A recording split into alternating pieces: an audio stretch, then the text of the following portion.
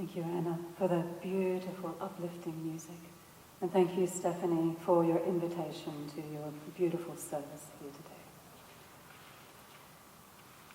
Today I'd like to talk about compassionate presence, self-compassion here as a beautiful process, meditative practice for healing ourselves and healing our world.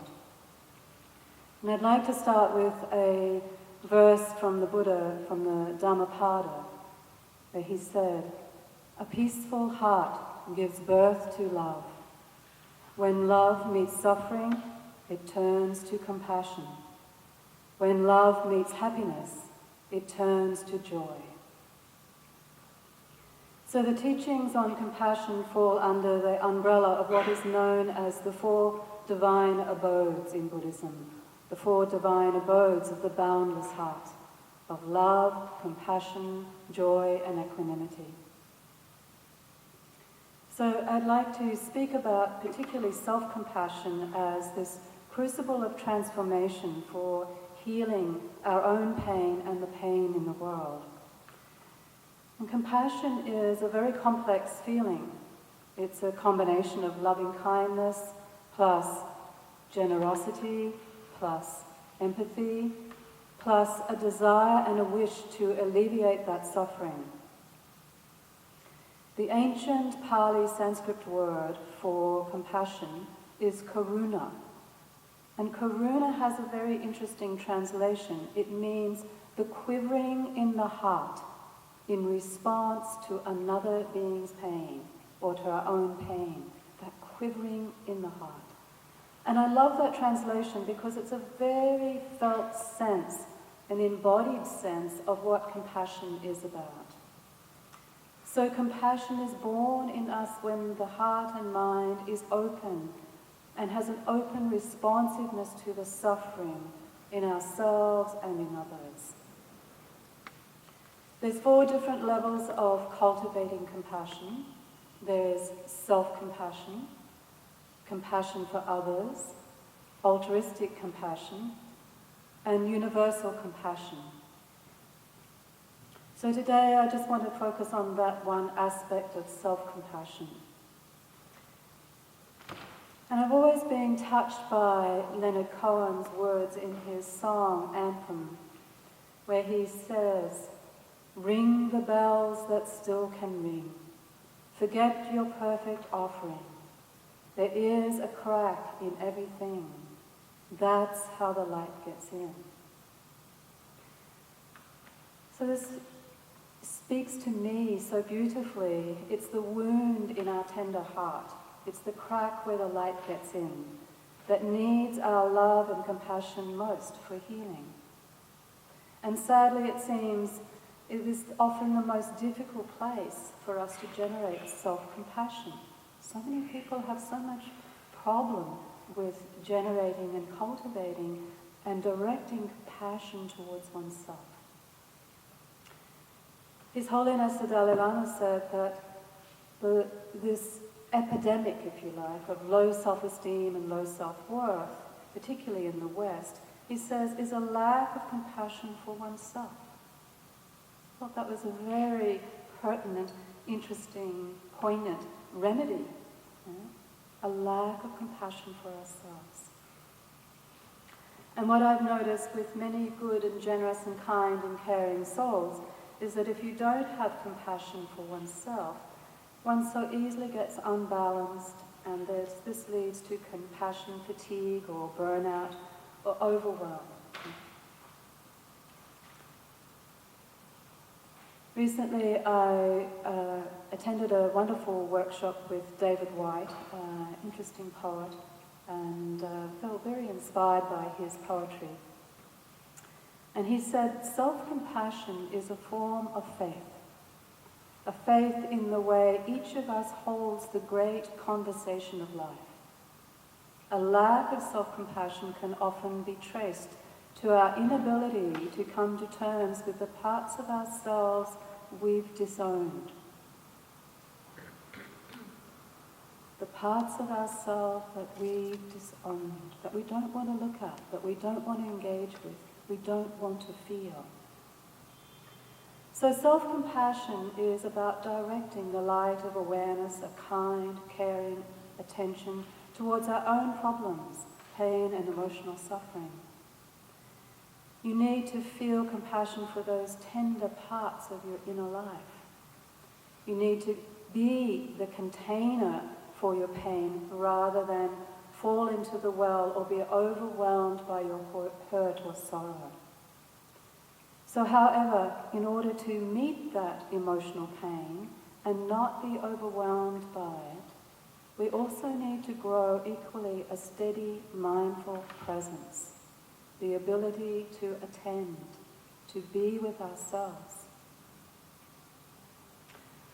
It's worth noting how the Buddha defined compassion, and he tried to articulate what he was referring to, this noble quality, this divine quality of the heart, by distinguishing between the near and far enemy to compassion.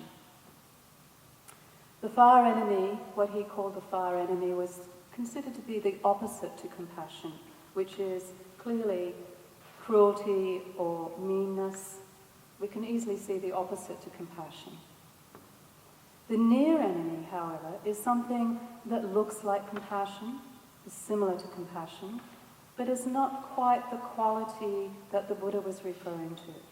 It was not the boundless quality of compassion. So some of the near enemies, I find this quite interesting, and a kind of checking point into what is compassion. One of the near enemies is piti. Piti is a near enemy because it smirks of superiority in a way. It's like, I feel sorry for him or her. Can you see the little edge of kind of superiority there in piti? So it's not quite the compassion that the Buddha was referring to, where one doesn't elevate oneself above another. Another near enemy is called just simply a lack of compassion for oneself. The Buddha said, without self-compassion, compassion is incomplete.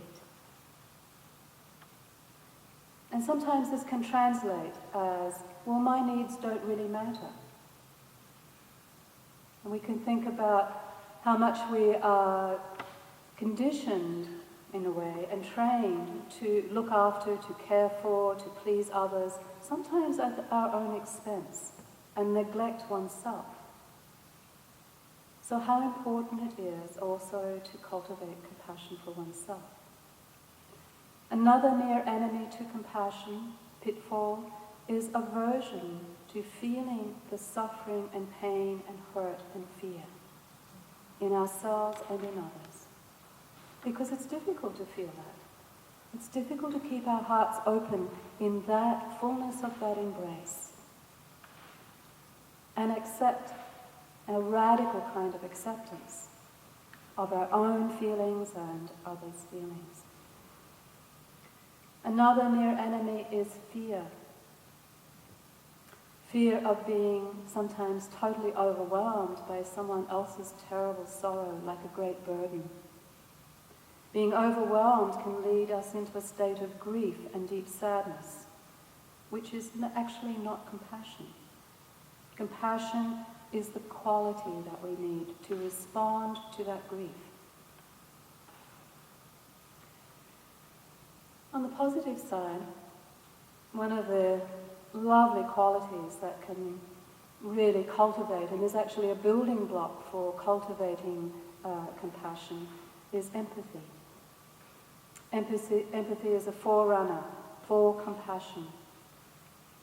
And empathy is that recognition of emotions and experiences in others, and being able to put yourself in another person's shoes, understand that person's perspective, reality, beliefs, ideas, and experiences.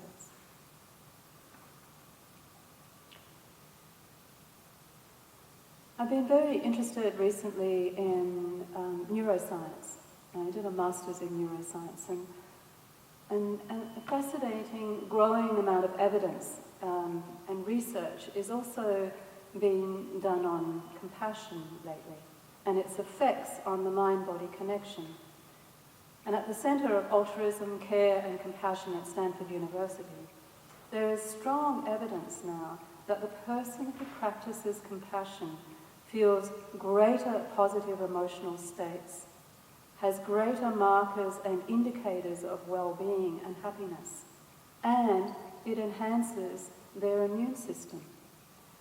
Little known the kind of effects that perhaps that compassion has for others, but it really enhances our own sense of well-being to cultivate that compassion for the suffering. When I sit in the mornings, I take up this aspect of self-compassion.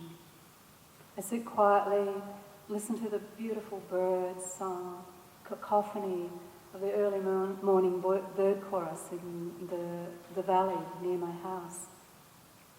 And I tune into my heart and welcome into my heart, make space for whatever pain, fear, hurt, grief, shame, anger, or any problem that I'm wrestling with. Sometimes it's just tiredness and exhaustion. And I really practice just opening to it, see it, feel it, include it, and soothe and breathe kindness and care into that hurt and sorrow, right into the felt sense in the body. So my motto when I practice, I have a little sort of short sort of mantra for myself, I guess, is simply attend and befriend. Attend and befriend. Attend and befriend. Over and over. I say to that sad part, or that lonely part, or that exhausted part, welcome, welcome. Come and rest here in my heart. I hear you. I love you. Can we really say that fully? That radical acceptance that Stephanie mentioned also. Can we really open to that and let soothe our own selves? I find that quite liberating and healing. One of my friends' way of expressing self-compassion, and I was very interested in different people's response in how they cultivate self-compassion. And she has this lovely little gesture where she just strokes her cheek. There's this gentle embrace, like the beloved's caress. Another friend of mine, she just puts her hand on her shoulder, and she just that befriend and attend, just befriending and being gentle and caring, holding oneself dear, as the Buddha said. Can we hold ourselves dear with kindness? One of my favorite practices in self-compassion is to also just put my hand on my heart and cultivate and radiate that kindness, the kindness of the Bodhisattva of compassion, radiating that kindness and compassion into myself. And so we need to keep creating the compassionate container, the compassionate feeling. Keep paying attention to that difficulty until it is transformed, soothed and liberated. And it's the grit in the oyster, when tendered, becomes the pearl. And this tendering, this compassionate touch, is a form of compassionate grace. So if we can bring a compassionate awareness to all forms of suffering, it is one of the most powerful agents of healing and transformation. And when you honor and find compassion for your own difficulties and tension, stress, it evokes a tolerance, a kindness and compassion naturally towards others. I'd like to just say some closing words just on universal compassion here. Universal compassion is something to aspire to. It combines the heart quality of compassion with wisdom and equanimity. Universal compassion is a form of compassion that is not directed towards specifically oneself or towards another, but more a pervasive sense of compassion for all beings. It is a profound aspiration to want to bring an end to the suffering in the world, because we realize that we are not separate from any being or anything. There's a deep sense of insight about the oneness of all of life. So setting one's compass and intention to cultivate compassionate presence is an attitude that underlies the entire path of awakening. It's an invitation to free our hearts from fear and the causes of fear. It's an invitation to rediscover our natural, joyful fullness of being, the boundless, spacious heart-mind. And when we do our own inner healing, that radiant heart naturally shines forth. And this is good medicine for our world.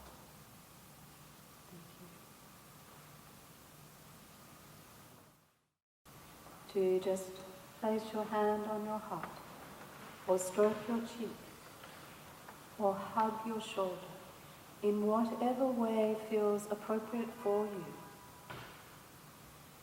To just receive every part of you, perhaps even the parts that you don't really like so much at times. To receive every part. Welcome that into your heart. And be the container for your pain.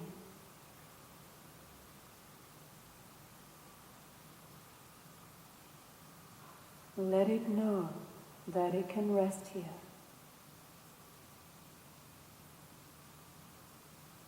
To breathe and soothe. Attend and befriend.